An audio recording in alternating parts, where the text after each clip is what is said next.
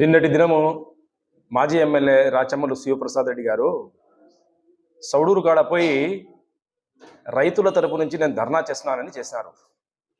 రైతులది ఒక్క ఇంచు భూమి కూడా పోలేదు.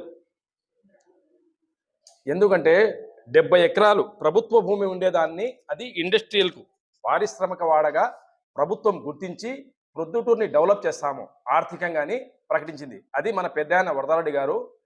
ఆయన హయాంలో ఎప్పుడో కురపాడు రోడ్లు అన్ని మిల్లులు ఉన్నాయి, ఇప్పుడు అన్ని బంద్ పడిపోయినాయి. నిజంగా కూలీలకు కూలీ దొరకడంలే. మామూలుగా చదువుకున్న కానీ ఉద్యోగాలకు సిటీలకు పోతారు, కానీ చదువుకోలేని ఆడోళ్ళు ఇండోలో ఉండేవాళ్ళు పేదవాళ్లకు ఏదైనా పరిశ్రమలు కావాలని దాన్ని మనసులో పెట్టుకుని వరదరాజరెడ్డి గారు ప్రభుత్వం దృష్టికి తీసుకుపోతే సీఎం గారు శాంక్షన్ చేశారు 70 ఎకరాలు. ఆ 70 ఎకరాల్లో రేపటి రోజు మనము పరిశ్రమలు తెస్తే దాదాపు 2000 నుంచి 3000 మందికి ఉపాధి దొరుకుతుంది.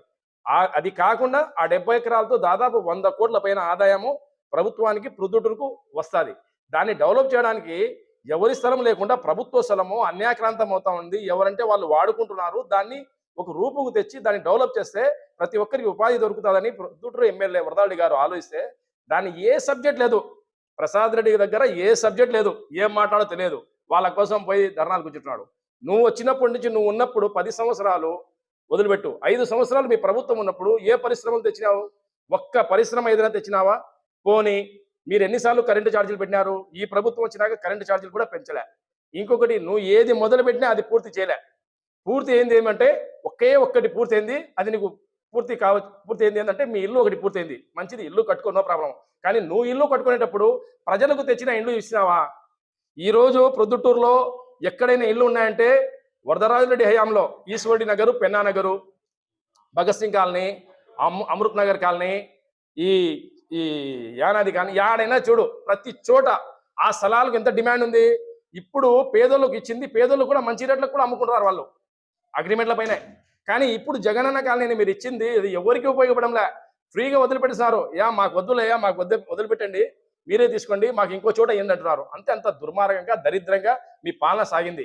ఇప్పుడు మంచి పాలన సాగేటప్పుడు ప్రొద్దుటూరు డెవలప్ కావాలా? నువ్వు చెప్పు.